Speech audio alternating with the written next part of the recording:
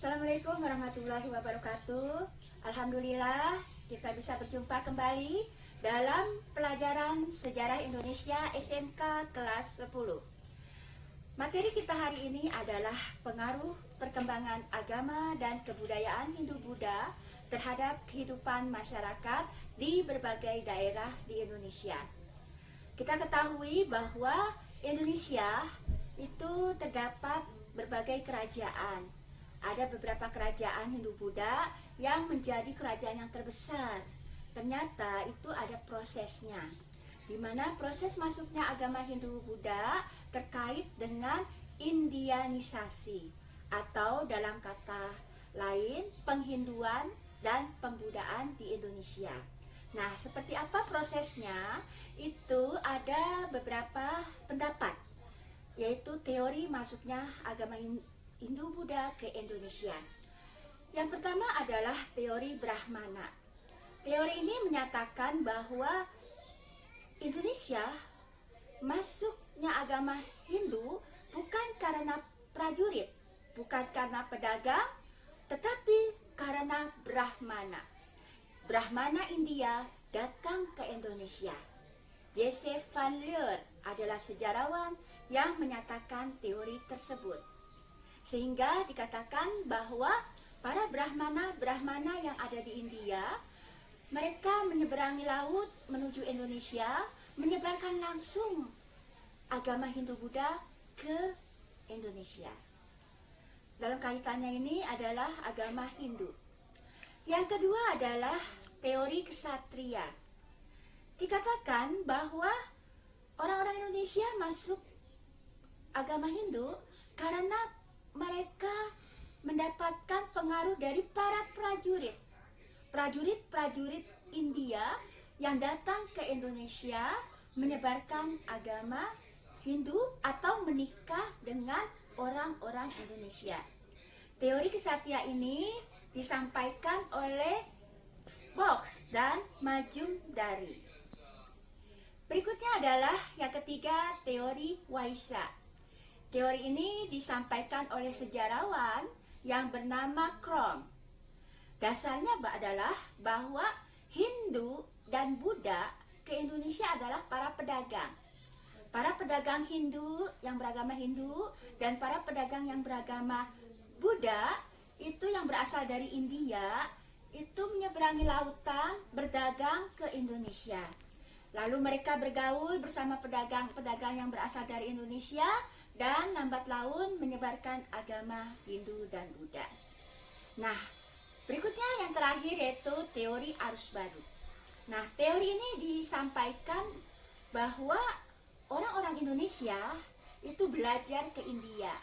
Mereka belajar tertarik dengan agama Hindu yang sudah disebarkan oleh para Brahmana, kesatria, pedagang, sehingga mereka langsung belajar ke tempat sumber agama tersebut.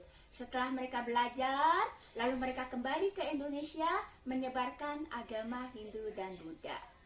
Oleh karena itu, di dalam Hindu dan Buddha dikenal dengan teori-teori. Yang pertama adalah teori Brahmana, teori kesatria, teori Waisya, dan teori arus balik.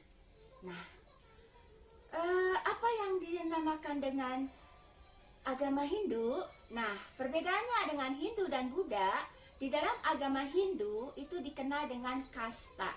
Sementara agama Buddha tidak mengenal kasta. Apa itu kasta? Kasta itu adalah struktur masyarakat, sistem yang berada di dalam masyarakat. Ada kasta tertinggi, ada kasta terendah, dan ada kasta menengah. Di dalam Hindu dikenal kasta Brahmana, kasta Ksatria, kasta Waisya, dan kasta Sudra. Nah, mereka inilah yang menjadi bagian dari masyarakat Hindu di Indonesia.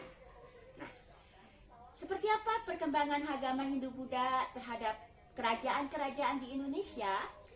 Ternyata adanya kerajaan Hindu-Buddha di Indonesia itu dipengaruhi oleh orang-orang yang menyebarkan agama itu sendiri.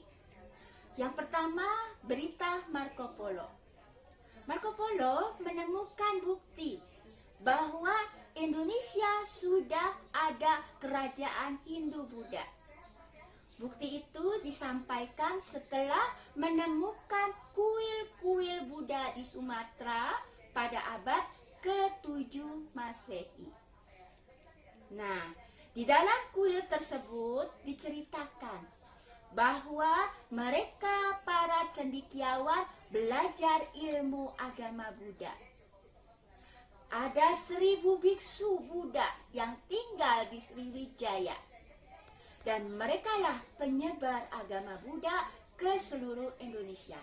Peristiwa tersebut terjadi pada abad ke-7 Masehi. Jadi, Marco Polo menyatakan, saya ke Sriwijaya, ke Sumatera pada abad ke-7 Masehi, ada kuil Buddha. Di situ ada 1000 biksu Buddha mengajarkan, sedang belajar agama Buddha, dan dari situlah mereka menyebarkan agama Buddha ke Indonesia. Nah, mereka di situ berasrama.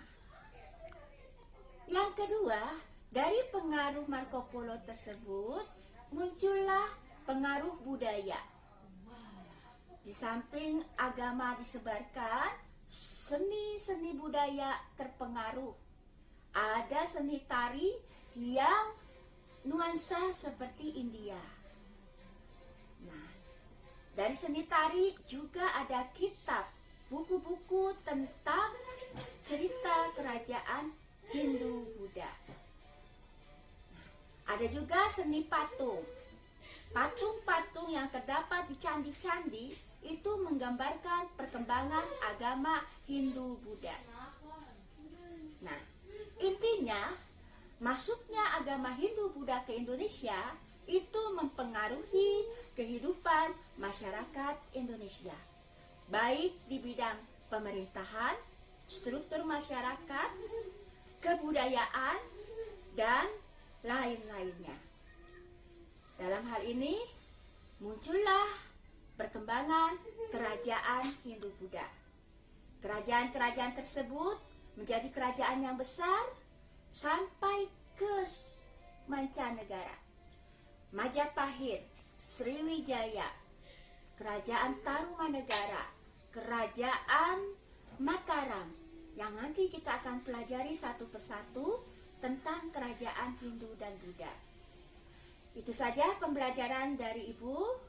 Pada awal ini bisa kita simpulkan bahwa masuknya agama Hindu-Buddha itu didasarkan 4 teori. Yang pertama, teori Brahmana, teori Ksatria, teori Waisya, dan teori arus balik.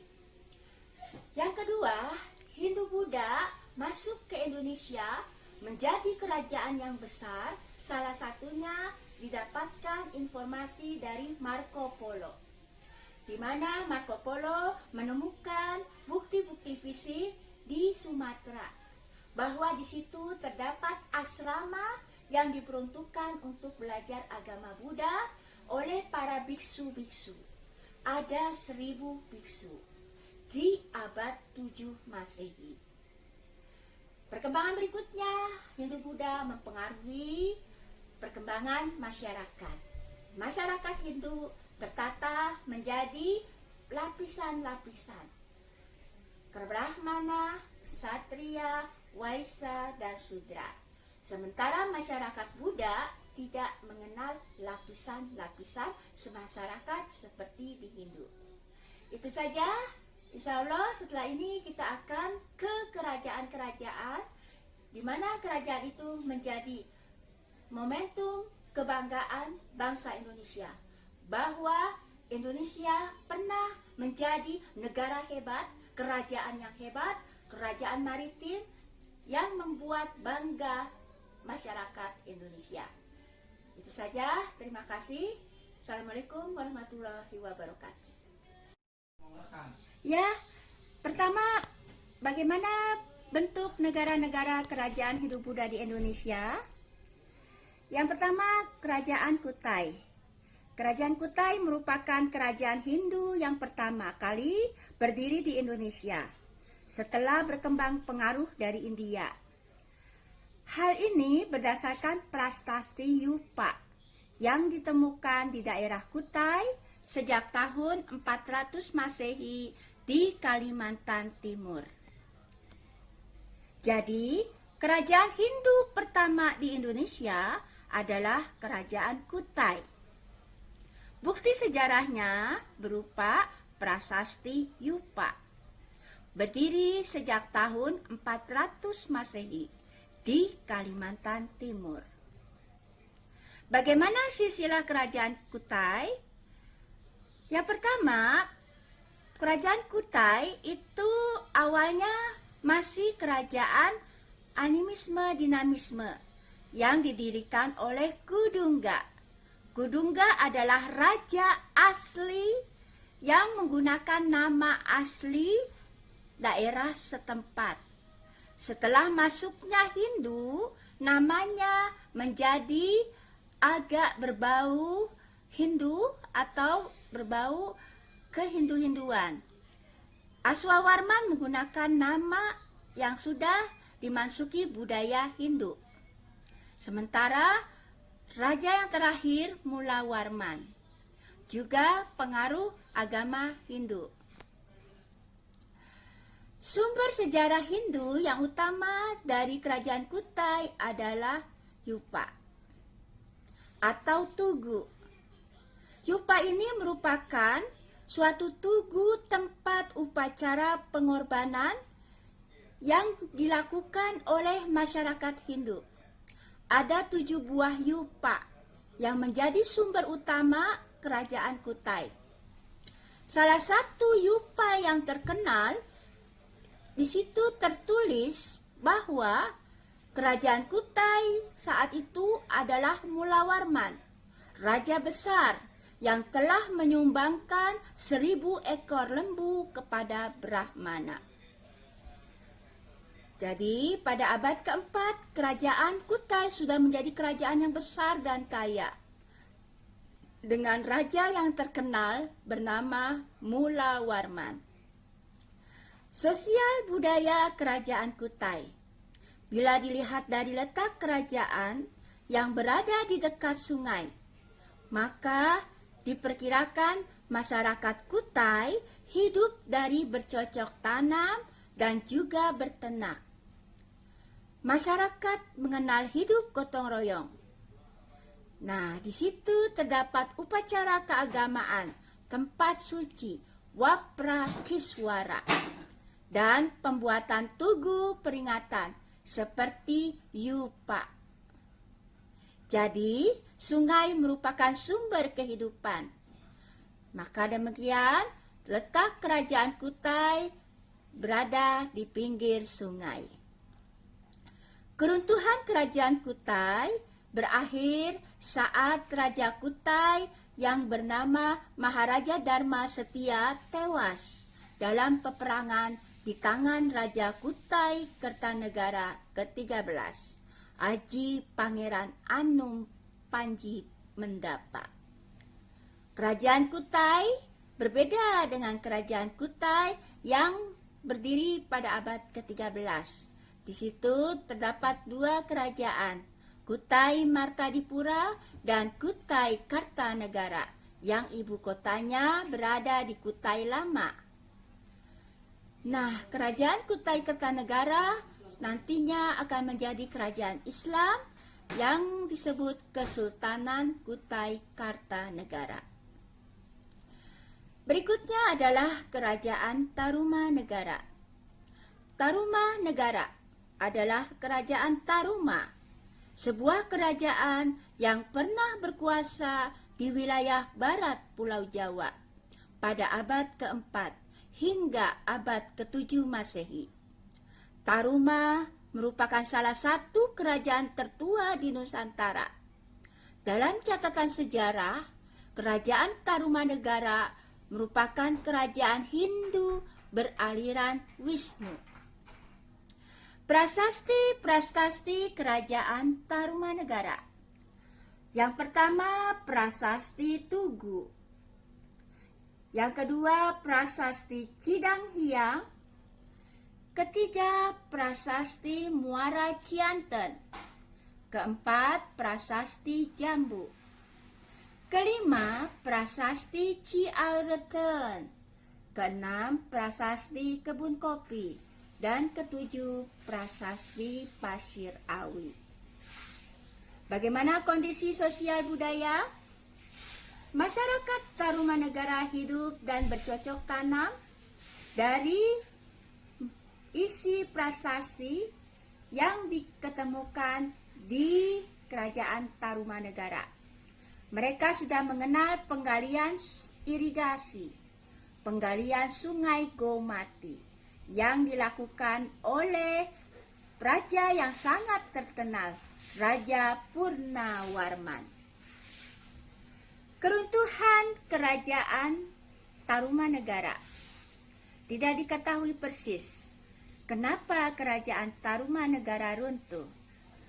Namun, dari isi prasasti Kota Kapur Sriwijaya, Kerajaan Tarumanegara runtuh karena berperang dengan Kerajaan Sriwijaya. Yang ketiga, Kerajaan Sriwijaya. Pada mulanya Sriwijaya tidak di Palembang, melainkan di Muara Takus atau Minangkabau, yaitu daerah pertemuan antara Sungai Kampar Kanan dan Sungai Kampar Kiri. Pendapat ini diperkuat dengan pendapat Ising yang mengatakan bahwa Sriwijaya dilalui garis khatulistiwa. Daerah yang dimasuk adalah Sungai Kampar Kanan dan Sungai Kampar Kiri atau Muara Takus. Baru setelah berhasil meluaskan wilayah ibu kota, Sriwijaya pindah ke Palembang. Disinilah Sriwijaya menjadi kerajaan terbesar pada abad ke-10. Maritimnya hebat sampai ke negeri Asia, sampai ke negeri Cina. Prasasti peninggalan Sriwijaya. Prasasti Talangtuo, prasasti Kota Kapur, prasasti Karangbirahi, prasasti Telaga Batu, prasasti Kedukan Bukit. Bagaimana kondisi sosial budaya Kerajaan Sriwijaya? Masyarakat Sriwijaya hidup berdagang. Mereka sangat maju perdagangannya, bahkan menjadi pusat perdagangan di Asia Tenggara. Sriwijaya menjadi kerajaan yang hebat, kaya, karena dari hasil perdagangan.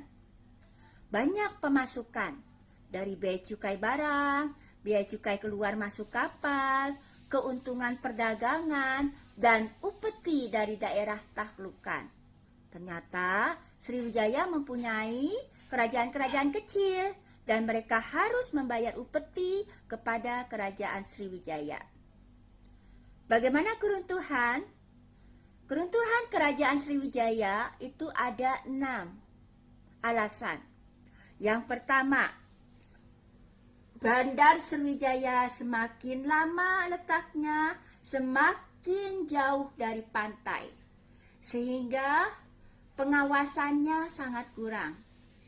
Yang kedua, adanya ekspedisi Pamalayu, adanya penyerangan pasukan ke Sriwijaya dari Kerajaan Singosari. Yang ketiga, serangan Kubilai Khan. Yang keempat, persaingan dengan Islam dalam hal persaingan dagang. Yang kelima, harga barang-barang di Sriwijaya semakin mahal.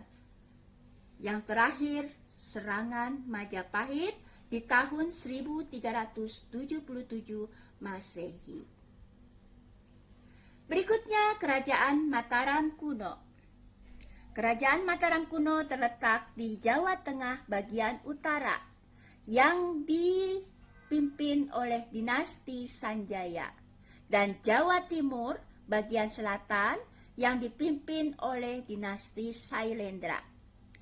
Kerajaan Mataram kuno sangat subur, karena dikelilingi gunung-gunung yang menghasilkan sumber mata air yang bermanfaat bagi pertanian penduduk Mataram kuno. Ada dua dinasti. Yang pertama dinasti Sailendra. Pada akhir abad ke-8 Masehi, di Jawa Tengah bagian selatan muncullah dinasti Sailendra. Dinasti ini berhasil mendesak dinasti Sanjaya. Ketika dinasti Sanjaya diperintahkan oleh Panangkaran. Lalu berdirilah raja-raja dinasti Sailendra. Dari Pramodyawardhani, Samaratungga, Indra, Wisnu, dan Banu. Berikutnya Kerajaan Kediri, terletak di Jawa Timur. Berdirinya Kerajaan Kediri dikisahkan dalam kitab Bharatayuda yang ditulis oleh Empu Seda dan Empu Panulu. Raja Kediri terakhir adalah Kertajaya. Raja ini terlibat perselisihan dengan para Brahmana. Para Brahmana merasa sangat kecewa karena mereka harus menyembah Raja Kertajaya. Para Brahmana akhirnya mencari perlindungan kepada Ken Arok. Lalu Ken Arok menyatakan sanggup melawan Kertajaya. Lalu dijadikan alasan untuk memberontak. Tahun 1922, Ken Arok berhasil mengalahkan Kertajaya. Dengan kekalahan Kertajaya, berakhirlah Kerajaan Kediri. Kerajaan berikutnya adalah Kerajaan Singasari. Kerajaan Singasari ini adalah kerajaan yang didirikan oleh seorang yang meruntuhkan Kerajaan Kediri. Saat itu Raja Singasari runtuh. Lalu di bawah Kertanegara karena serangan Jayatkatuang. Sementara itu, keruntuhan Singasari itu dikarenakan ekspedisi Pamalayu yang membawa semua pasukan ke Sriwijaya. Saat itu kerajaan sedang kosong. Kertanegara wafat dan dimakamkan di Candi Jawi sebagai Siwa Buddha. Berikutnya Kerajaan Pajajaran. Pendirinya adalah Srijaya Bupati. Ini adalah nama-nama raja Kerajaan Pajapahit. Rasang Niskala, Rahyang Dewa, Sri Baduga, Yang Bunisora, Prabu Niskala. Agama yang dianut adalah agama Hindu Waisnawa. Dalam hal ini menggunakan gelar Winumurti. Kerajaan Sunda memiliki 6 pelabuhan yang menjadi ekonomi mereka di bidang perdagangan dan pelayaran. Berikutnya Kerajaan Majapahit. Pendirinya adalah Raden Wijaya yang mendirikan Kerajaan Majapahit. Sepeninggal Gajah Mada dan Hayam Wuruk, Kerajaan Majapahit mundur. Sebab-sebabnya meninggalkan kemunduran adalah wafatnya Gajah Mada. Tidak ada pemimpin baru yang cakap. Adanya perang saudara dan banyak kerajaan-kerajaan kecil melepaskan diri dari Kerajaan Majapahit. Terakhir, pengaruh masuknya agama Islam. Demikian resume dari kerajaan-kerajaan Hindu-Buddha yang akan kita fokuskan untuk 2 kali pertemuan ini. Dari informasi tersebut, kita akan merasa bangga bahwa Indonesia ternyata mempunyai kerajaan-kerajaan yang hebat. Kerajaan-kerajaan yang hingga sampai ke Cina, ke penjuru Asia. Mereka melakukan ekspansi yang membuat mereka menjadi besar. Perdagangan hebat, wilayah menjadi luas, dan sehingga dikenallah kerajaan-kerajaan yang bernuansa Hindu-Buddha di Indonesia. Terima kasih atas materi ini. Semoga bermanfaat. Assalamualaikum warahmatullahi wabarakatuh.